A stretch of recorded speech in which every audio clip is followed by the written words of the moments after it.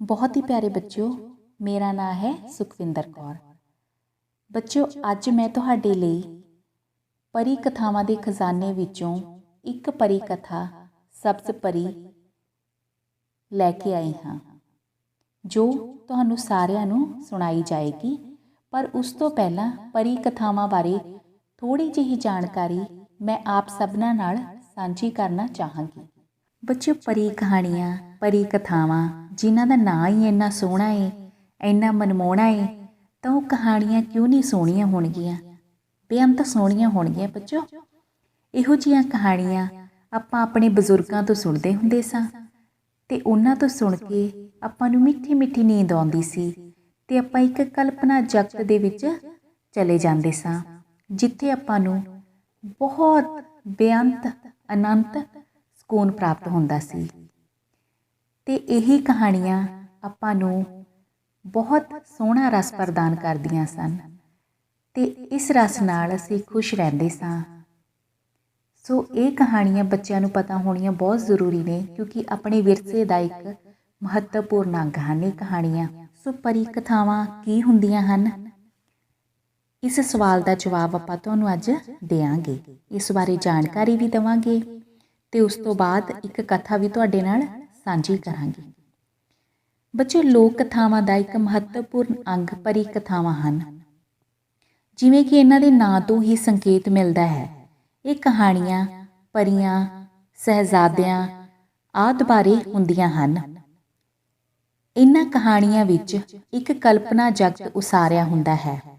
ਜੋ ਗੱਲ ਸਾਡੇ ਜੀਵਨ ਵਿੱਚ ਅਸੰਭਵ ਜਾਪਦੀ ਹੈ, ਪਰੀ ਕਹਾਣੀਆਂ ਵਿੱਚ ਉਹ ਸੰਭਵ ਹੋ ਜਾਂਦੀ ਹੈ। ਉਦਾਹਰਨ ਵਜੋਂ, ਇੱਕ ਪਰੀ ਅਤੇ ਸਹਿਜ਼ਾਦਾ ਇੱਕ ਹੰਸ ਉੱਤੇ ਬੈਠ ਕੇ ਪਹਾੜਾਂ, ਦਰਿਆਵਾਂ ਅਤੇ ਸਮੁੰਦਰ ਨੂੰ ਪਾਰ ਕਰ ਲੈਂਦੇ ਹਨ। ਇਸੇ ਤਰ੍ਹਾਂ ਕੋਈ ਪਰੀ ਰੂਪ ਵਟਾ ਕੇ ਰੁੱਖ ਜਾਂ ਫੁੱਲ ਬਣ ਜਾਂਦੀ ਹੈ। ਕਿਸੇ ਕਹਾਣੀ ਵਿੱਚ ਕਿਸੇ ਮਨਾਹੀ ਦੀ ਉਲੰਘਣਾ ਕਰਨ 'ਤੇ ਬੰਦੇ ਸੈਲ ਪੱਥਰ ਹੋ ਜਾਂਦੇ ਹਨ। ਸੋਨੇ ਦੀ ਚਿੜੀ ਬੋਲਣ ਲੱਗਦੀ ਹੈ। ਤੋਤੇ ਮਿੱਤਰਾਂ ਸਹੇਲੀਆਂ ਵਾਂਗ ਭੇਤ ਸਾਂਝੇ ਕਰਦੇ ਹਨ। ਇਸ ਤਰ੍ਹਾਂ ਇੱਕ ਅਨੂਠੀ ਤੇ ਅਲੌਕਿਕ ਦੁਨੀਆ ਦਾ ਰੰਗ ਇਹਨਾਂ ਕਹਾਣੀਆਂ ਵਿੱਚ ਬੱਝ ਜਾਂਦਾ ਹੈ। ਕਹਾਣੀ ਰਸ ਇਹਨਾਂ ਵਿੱਚ ਲੋੜੇ ਦਾ ਹੁੰਦਾ ਹੈ। ਸ਼ਾਇਦ ਤਦੇ ਹੀ ਮਨੋਰੰਜਨ ਇਹਨਾਂ ਦਾ ਮੁੱਖ ਉਦੇਸ਼ ਰਿਹਾ ਹੈ। ਪਰ ਵਿਦਵਾਨਾਂ ਨੂੰ ਇਹਨਾਂ ਕਹਾਣੀਆਂ ਵਿੱਚ ਆਤਮ ਵਿਸ਼ਵਾਸਾਂ, ਰਹੁ ਰੀਤੀਆਂ ਅਤੇ ਅਨੇਕਾਂ ਰੂੜੀਆਂ ਵੀ ਪ੍ਰਕਾਸ਼ਮਾਨ ਹੋਈਆਂ ਦਿਸਦੀਆਂ ਹਨ। ਪਰੀ ਕਹਾਣੀਆਂ ਵਿੱਚ ਪਾਤਰ ਕਿਸੇ ਤਲਾਸ਼ ਵਿੱਚ ਤੁਰਦੇ ਹਨ, ਮੁਸ਼ਕਲਾਂ ਝੱਲਦੇ ਹਨ, ਫਿਰ ਅਜਿਹੇ ਸੰਜੋਗ ਅਤੇ ਮੌਕਾ ਮੇਲ ਹੁੰਦੇ ਹਨ ਕਿ ਆਸ਼ੇ ਦੀ ਪ੍ਰਾਪਤੀ ਹੋ ਜਾਂਦੀ ਹੈ। ਪਰੀ ਕਹਾਣੀਆਂ ਦਾ ਅੰਤ ਸੁਖਾਵਾਂ ਹੁੰਦਾ ਹੈ। ਪਰੀ ਕਹਾਣੀਆਂ ਮਨੁੱਖੀ ਸੁਭਾਅ ਦੇ ਅਨੇਕਾਂ ਪੱਖਾਂ ਉੱਤੇ ਚਾਨਣਾ ਪਾਉਂਦੀਆਂ ਹਨ। ਇਹਨਾਂ ਵਿੱਚ ਅਪਹੁੰਚ ਨੂੰ ਪ੍ਰਾਪਤ ਕੀਤਾ ਜਾਂਦਾ ਹੈ। ਅਣਜਾਣੇ ਨੂੰ ਸਾਹਸ ਅਤੇ ਹਿੰਮਤ ਨਾਲ ਜਾਣ ਲਿਆ ਜਾਂਦਾ ਹੈ। ਪਰੀ ਕਹਾਣੀਆਂ ਵਿੱਚ ਪਰੀਆਂ ਜਾਂ ਸਹਿਜ਼ਾਦੀਆਂ ਇੰਨੀਆਂ ਸੋਹਣੀਆਂ ਤੇ ਮਾਸੂਮ ਹੁੰਦੀਆਂ ਹਨ, ਜਿੰਨੀ ਕੁ ਅਸੀਂ ਕਲਪਨਾ ਕਰ ਸਕਦੇ ਹਾਂ।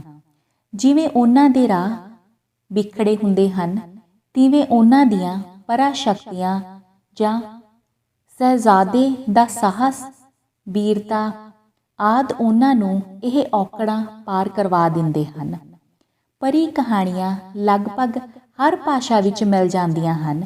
ਐਵੇਂ ਹੀ ਪੰਜਾਬੀ ਦੀਆਂ ਪਰੀ ਕਹਾਣੀਆਂ ਹਨ, ਜੋ ਆਮ ਪਰੀਆਂ ਵਾਂਗ ਸੋਹਣੀਆਂ ਹੁੰਦੀਆਂ ਹਨ ਅਤੇ ਕਹਾਣੀਆਂ ਵੀ ਉਹਨਾਂ ਦੀ ਤਰ੍ਹਾਂ ਹੀ ਹੁੰਦੀਆਂ ਹਨ, ਨਿਵੇਕਲੇ ਰੰਗਾਂ ਦੀਆਂ।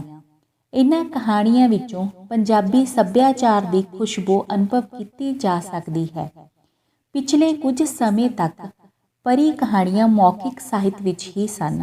ਇਸੇ ਕਾਰਨ ਕਿਸੇ ਇੱਕ ਕਹਾਣੀ ਦੇ ਅਨੇਕਾਂ ਰੂਪਾਂਤਰਣ ਮਿਲ ਜਾਂਦੇ ਹਨ। ਸੋ ਬੱਚਿਓ, ਪਰੀ ਕਹਾਣੀਆਂ ਦੇ ਵਿੱਚ ਆਪਾਂ ਪੜਾਂਗੇ ਸਬਜ਼ ਪਰੀ। ਇੱਕ ਰਾਜੇ ਦੇ 3 ਪੁੱਤਰ ਸਨ। 2 ਪੁੱਤਰ ਵਿਆਹੇ ਹੋਏ ਸਨ, ਪਰ ਤੀਜਾ ਪੁੱਤਰ ਕੁਆਰਾ ਸੀ, ਜਿਸ ਦਾ ਨਾਂ ਮੀਰਜ਼ਾਦਾ ਸੀ।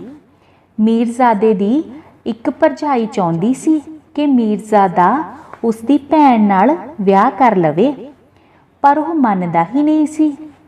ਇੱਕ ਦਿਨ ਭਰਜਾਈ ਨੇ ਮੇਣਾ ਮਾਰਦਿਆਂ ਕਿਹਾ, ਜਾ ਵੇਖਾਂਗੇ ਜਦੋਂ ਤੂੰ ਕੋਈ ਸਬਜ਼ ਪਰੀ ਵਿਆਹ ਕੇ ਲਿਆਵੇਂਗਾ।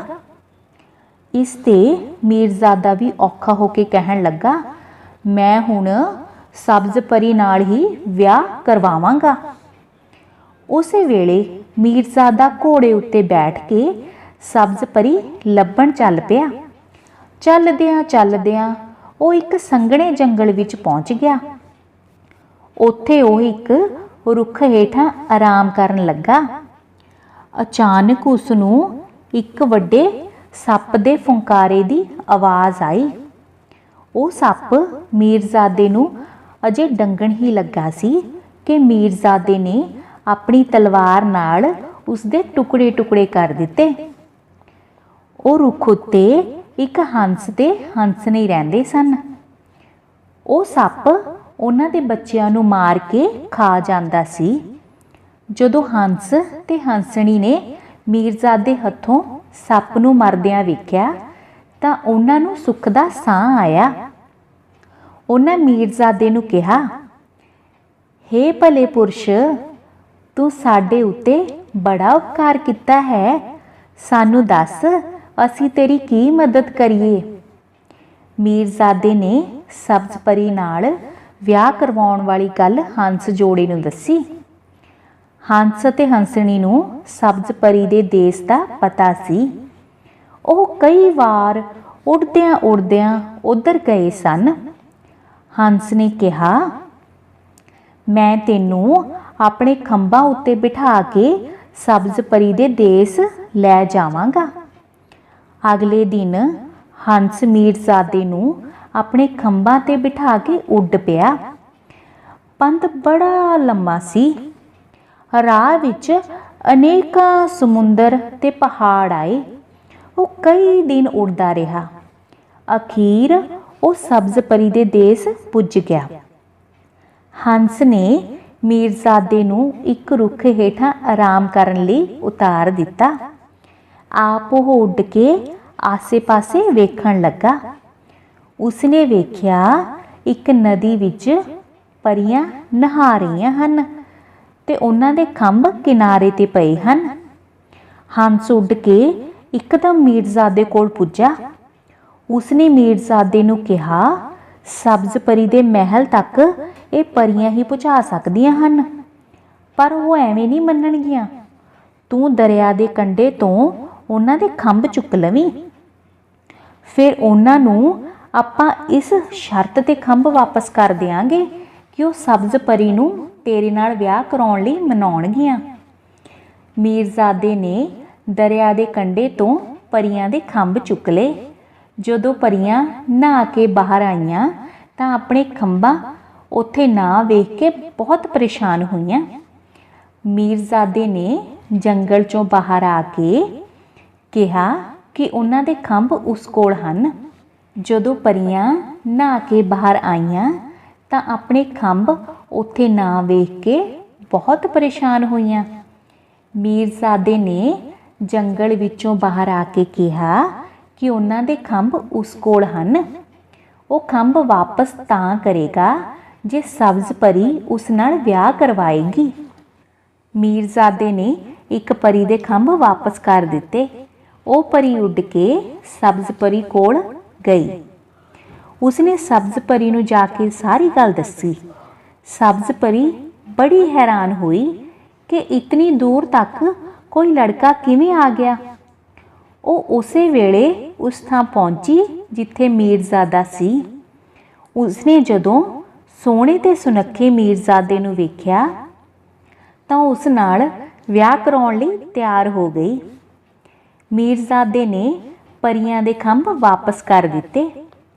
ਸਬਜ਼ ਪਰੀ ਨੇ ਮੀਰਜ਼ਾਦੇ ਨਾਲ ਵਿਆਹ ਕਰਾਉਣ ਲਈ ਪਰੀਆਂ ਵਾਲੇ ਕੱਪੜੇ ਅਤੇ ਖੰਭ ਉਤਾਰ ਦਿੱਤੇ ਅਤੇ ਇਨਸਾਨਾਂ ਵਾਲੇ ਕੱਪੜੇ ਪਹਿਨ ਲਏ। ਹੁਣ ਉਸ ਵਿੱਚ ਪਹਿਲਾਂ ਵਾਲੀ ਉੱਡਣ ਦੀ ਸ਼ਕਤੀ ਨਹੀਂ ਸੀ ਰਹੀ। ਹੰਸ ਉਹਨਾਂ ਦੋਹਾਂ ਨੂੰ ਬਿਠਾ ਕੇ ਉੱਡ ਨਹੀਂ ਸੀ ਸਕਦਾ। ਉਹ ਦੋਵੇਂ ਬੇੜੀ ਵਿੱਚ ਬੈਠ ਕੇ ਸਮੁੰਦਰ ਰਸਤੇ ਮੀਰਜ਼ਾਦੇ ਦੇ ਦੇਸ਼ ਵੱਲ ਚੱਲ ਪਏ। ਹੰਸ ਵੀ ਉਹਨਾਂ ਦੇ ਨਾਲ ਹੀ ਸੀ। चलदियां चलदियां कुछ दिन बीत गए।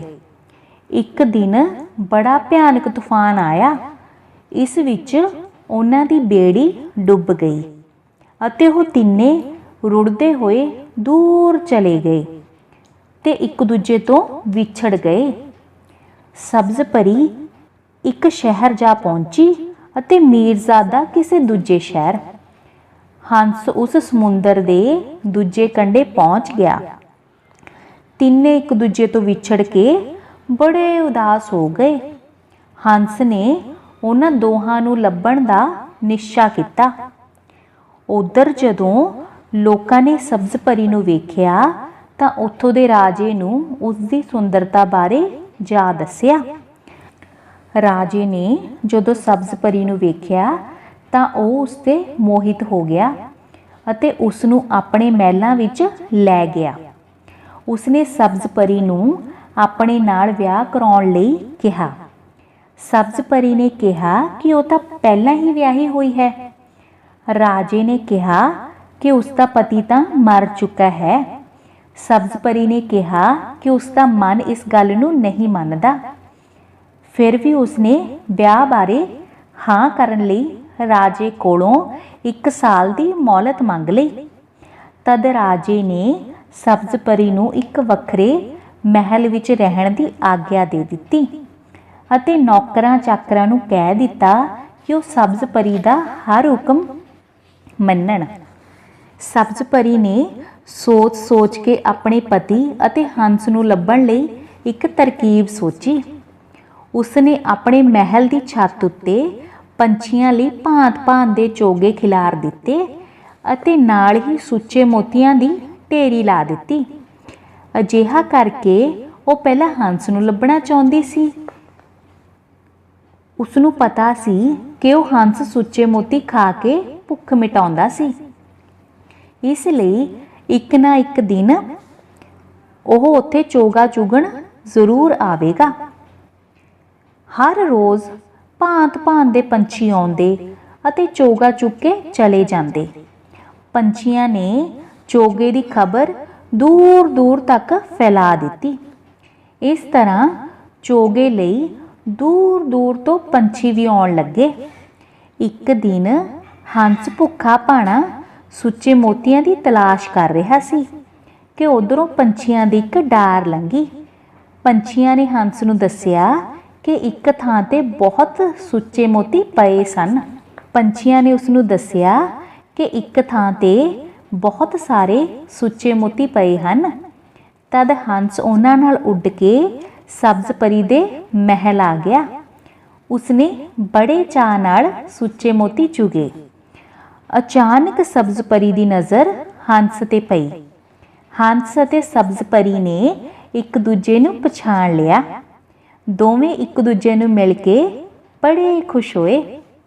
हुण ओह मीरजादे नूं लभना चाहुंदे सन। हंस हर रोज़ सवेरे मीरजादे नूं लभण लई उड़दा अते दूर दूर तक जांदा, पर उसनूं निराश ही परतना पैंदा। उधर मीरजादा एक भठियारन दे घर जा पुज्जा। उसदे कपड़े फट गए सन। उस कोल खाण नूं कुਝ नहीं सी। उसने भठियारन नूं कहा, माई तू मैनूं कुछ खाण नूं दे दिया कर, मैं तैनूं जंगल विचों बालण लई लकड़ा लिया दिया करांगा। भठियारन नूं उस ते बड़ा तरस आया। उसने मीरजादे नूं खाण लई रोटी दित्ती। मीरजादा सब्ज परी तो बिना अपने देश नहीं सी जाना चाहुंदा, इसलिए उत्थे ही रह गया। एक दिन वो जंगल विच लकड़ां कट रहा सी। उधरों हंस भी मीरजादे दी भाल लई जंगल जंगल पिंड पिंड फिर रहा सी। उसने मीरजादे नूं वेख्या। भावें मीरजादा बहुत लिस्सा हो गया सी, पर हंस ने उसनूं पछाण लिया। मीरजादे ने भी हंस नूं पछाण लिया। हंस ने मीरजादे नूं सब्ज परी दी विथया सुणाई। मीरजादा हंस दे खंभां उत्ते बैठ के सब्ज परी कोल पुज्जा। दोवें मिल के बड़े खुश होए।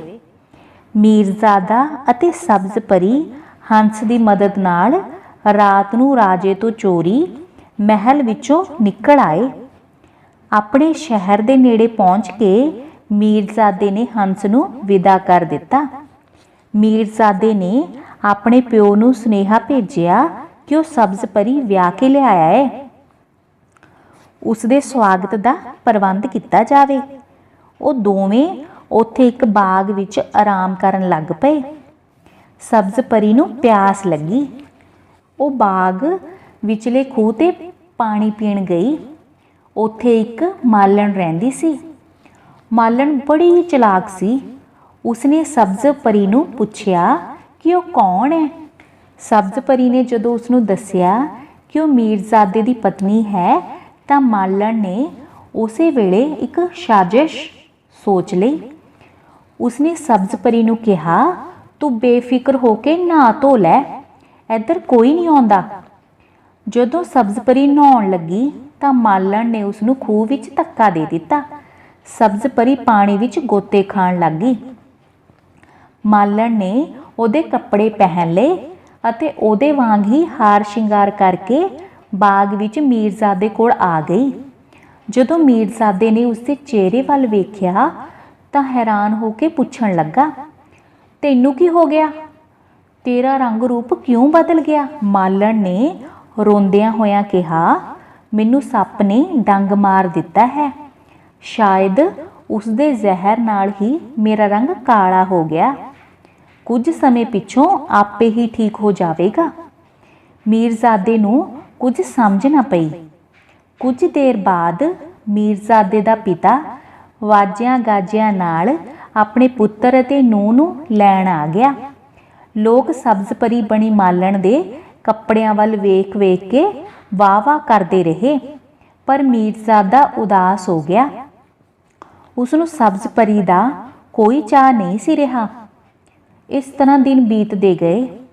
ਇੱਕ ਦਿਨ ਮੀਰਜ਼ਾਦਾ ਉਸ ਬਾਗ ਦੇ ਖੂਹ ਦੇ ਨੇੜੇ ਘੁੰਮ ਰਿਹਾ ਸੀ ਜਿੱਥੇ ਮਾਲਣ ਨੇ ਸਬਜ਼ ਪਰੀ ਨੂੰ ਖੂਹ ਵਿੱਚ ਧੱਕਾ ਦਿੱਤਾ ਸੀ। ਮੀਰਜ਼ਾਦੇ ਨੂੰ ਉੱਥੇ ਇੱਕ ਸੱਪ ਨਜ਼ਰ ਆਇਆ। ਮੀਰਜ਼ਾਦੇ ਨੇ ਸਮਝਿਆ ਕਿ ਇਹ ਉਹ ਸੱਪ ਹੈ ਜਿਸ ਨੇ ਸਬਜ਼ ਪਰੀ ਨੂੰ ਡੰਗਿਆ ਹੈ। ਸੱਪ ਤੇਜ਼ੀ ਨਾਲ ਖੂਹ ਵੱਲ ਚਲਾ ਗਿਆ। ਮੀਰਜ਼ਾਦਾ ਜਦੋਂ ਖੂਹ ਕੋਲ ਪੁੱਜਾ ਤਾਂ ਉਸਨੂੰ ਖੂਹ ਵਿੱਚ ਇੱਕ ਬੜਾ ਸੁੰਦਰ ਫੁੱਲ ਨਜ਼ਰ ਆਇਆ। ਜਦੋਂ ਮੀਰਜ਼ਾਦੇ ਨੇ ਫੁੱਲ ਤੋੜਨ ਲਈ ਹੱਥ ਵਧਾਇਆ ਤਾਂ ਫੁੱਲ ਨੀਵਾਂ ਹੋ ਗਿਆ। ਮੀਰਜ਼ਾਦਾ ਹਾਰ ਕੇ ਜਦੋਂ ਵਾਪਸ ਜਾਣ ਲੱਗਾ ਤਾਂ ਫੁੱਲ ਆਪਣੇ ਆਪ ਹੀ ਉਸਦੇ ਹੱਥ ਵਿੱਚ ਆ ਗਿਆ। ਮੀਰਜ਼ਾਦਾ ਫੁੱਲ ਲੈ ਕੇ ਆਪਣੇ ਮਹਿਲਾਂ ਵਿੱਚ ਆ ਗਿਆ। ਜਦੋਂ ਮਾਲਣ ਨੇ ਇਹ ਅਲੌਕਿਕ ਫੁੱਲ ਵੇਖਿਆ ਤਾਂ ਸਮਝ ਗਈ ਕਿ ਸਬਜ਼ ਪਰੀ ਦਾ ਕੌਤਕ ਹੈ। ਉਹ ਉਸੇ ਵੇਲੇ ਸਿਰ ਫੜ ਕੇ ਬਹਿ ਗਈ ਤੇ ਲੱਗੀ ਜ਼ਾਰ-ਜ਼ਾਰ ਰੋਣ। ਮੀਰਜ਼ਾਦੇ ਦੇ ਪੁੱਛਣ ਤੇ ਕਹਿਣ ਲੱਗੀ, ਇਹ ਫੁੱਲ ਨੂੰ ਵੇਖ ਕੇ ਮੇਰੇ ਸਿਰ ਵਿੱਚ ਬਹੁਤ ਪੀੜ ਹੋਣ ਲੱਗ ਪਈ ਹੈ। ਇਹ ਫੁੱਲ ਨਹਿਸ਼ ਹੈ।